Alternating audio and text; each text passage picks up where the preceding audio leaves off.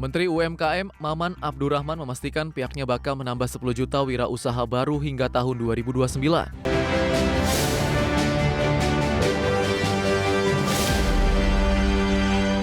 Kementerian Usaha Mikro, Kecil dan Menengah atau UMKM menargetkan 10 juta wirausaha baru hingga tahun 2029.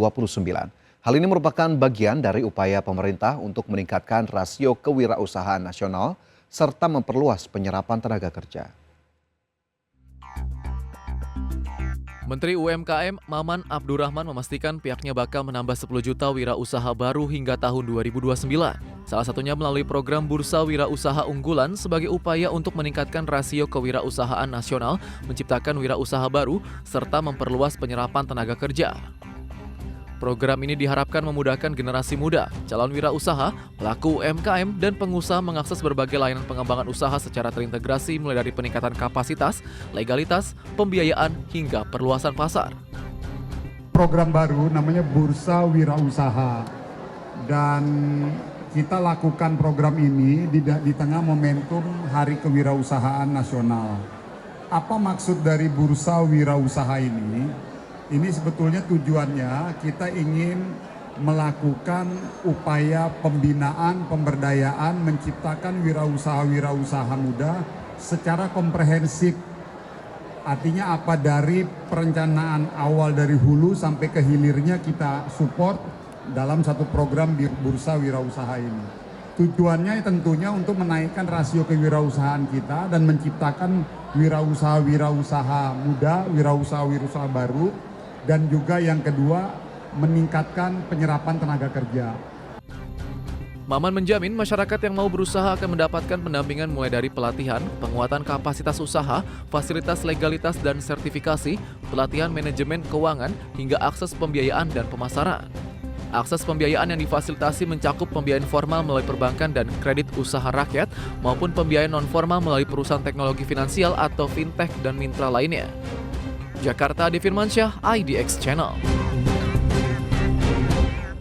Pemirsa, emiten pertambangan plat merah PT Aneka Tambang Tbk resmi membagikan dividen tunai sebesar Rp5,04 triliun untuk tahun buku 2025. Keputusan ini disetujui dalam rapat umum pemegang saham tahunan usai perseroan mencetak rekor kinerja keuangan terbaik sepanjang sejarah dengan laba bersih melonjak 106%. Manajemen emiten berkode saham ANTM ini menetapkan rasio pembayaran dividen sebesar 70% dari laba bersih perseroan tahun 2025. Dengan alokasi tersebut, para investor akan menerima dividen senilai Rp210 per saham yang mencerminkan imbal hasil atau yield mencapai 7,64%. Sisa laba bersih sebesar 30% atau setara Rp2,16 triliun akan dibukukan sebagai saldo laba ditahan untuk mendukung ekspansi bisnis strategis ke depan. Direktur Utama Antam, Untung Budiharto menyebutkan, pembagian dividen jumbo ini ditopang oleh perolehan laba bersih fantastis senilai Rp7,92 triliun atau naik 106%. Perseroan juga sukses membukukan lonjakan pendapatan hingga 22% menjadi Rp84,64 triliun berkat kuatnya fundamental bisnis dan efisiensi operasional. Selain mengesahkan laporan keuangan, pemegang saham juga menyetujui penerimaan penugasan khusus dari pemerintah untuk mempercepat program hilirisasi nikel dan pengembangan ekosistem baterai kendaraan listrik nasional secara terintegrasi. Proyek strategis hilirisasi baterai ini akan dieksekusi melalui konsorsium bersama PT Industri Baterai Indonesia dan sejumlah mitra strategis global. Bersamaan dengan agenda tersebut, Grup ST turut merombak susunan kepengurusan dengan mengangkat Arianto Wibowo sebagai komisaris baru perseroan. Rapat ini juga menetapkan Idewa Wirantaya sebagai Direktur Strategi Hilirisasi dan Arini Kasmira sebagai Direktur Keuangan sekaligus mengalihkan sejumlah tugas bagi jajaran direksi lama. Berbagai sumber IDX Channel. PT Energi Mega Persada Tbk mencatat laba bersih sebesar 18,32 juta dolar Amerika dari kuartal pertama 2026 atau naik 2% secara tahunan. Pendapatan dan EBITDA perseroan juga menunjukkan pertumbuhan 2 digit didukung kinerja operasional yang kuat. PT Energi Mega Persada Tbk atau ENRG membukukan laba bersih 18,32 juta dolar Amerika pada kuartal pertama 2026. Angka ini meningkat 2% dibandingkan laba bersih periode yang sama tahun sebelumnya sebesar 17,96 juta dolar Amerika. Hingga akhir Maret 2026, Persero mencatat pendapatan sebesar 136,94 juta dolar Amerika. Realisasi ini meningkat 17% dibandingkan pendapatan kuartal pertama 2025 yang tercatat sebesar 117,05 juta dolar Amerika. Selain pendapatan dan laba bersih, EBITDA perseroan juga menunjukkan pertumbuhan signifikan. EBITDA tercatat sebesar 94,02 juta dolar Amerika atau meningkat 29% dibandingkan 72,77 juta dolar Amerika pada periode yang sama tahun lalu.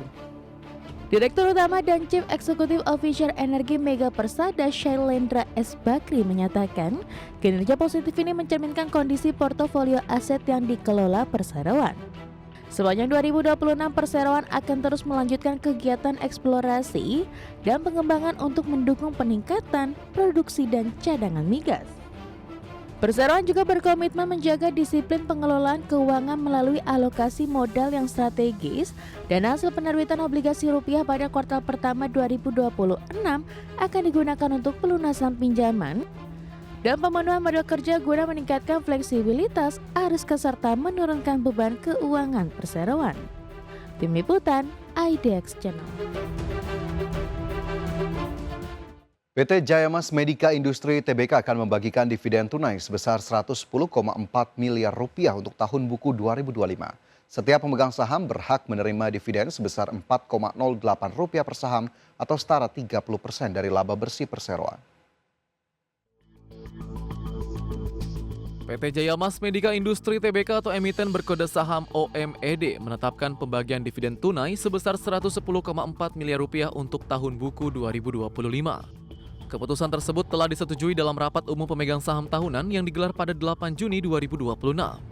Nilai dividen yang dibagikan setara 30% dari laba bersih yang dapat diatribusikan kepada entitas induk sebesar 366,94 miliar rupiah. Dengan keputusan ini, setiap pemegang saham berhak menerima dividen sebesar 4,08 rupiah per saham. Sementara itu, saldo laba ditahan yang tidak dibatasi penggunaannya tercatat mencapai 1,72 triliun rupiah. Adapun total ekuitas perseroan hingga akhir tahun 2025 mencapai 2,75 triliun rupiah. Dividen tunai akan dibagikan kepada pemegang saham yang tercatat dalam daftar pemegang saham pada 19 Juni 2026. Tanggal tersebut menjadi dasar penentuan pemegang saham yang berhak menerima dividen perseroan. KUM dividen di pasar reguler dan pasar negosiasi ditetapkan pada 17 Juni 2026, sedangkan ex dividen pada 18 Juni 2026. Adapun pembayaran dividen tunai kepada pemegang saham dijadwalkan dilaksanakan pada 9 Juli 2026.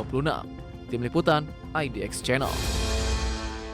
PT Astra International Tbk berencana melakukan pembelian kembali atau buyback saham dengan nilai maksimal 8 triliun rupiah.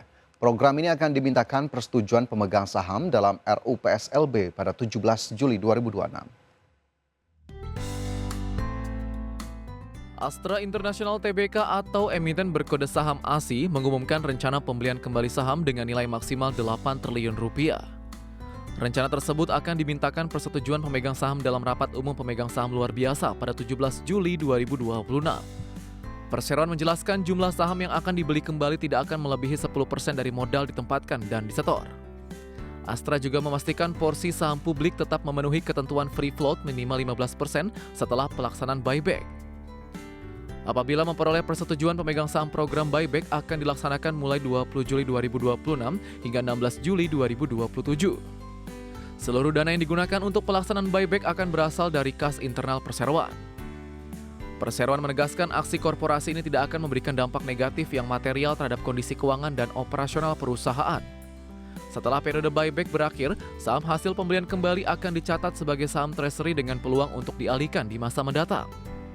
Hingga penutupan perdagangan 10 Juni 2026, saham ASI menguat 0,64% ke level Rp4.700 per saham. Meski demikian, dalam sepekan saham ASI masih terkoreksi 4,08% dan turun 19,31% sejak awal tahun. Tim Liputan IDX Channel.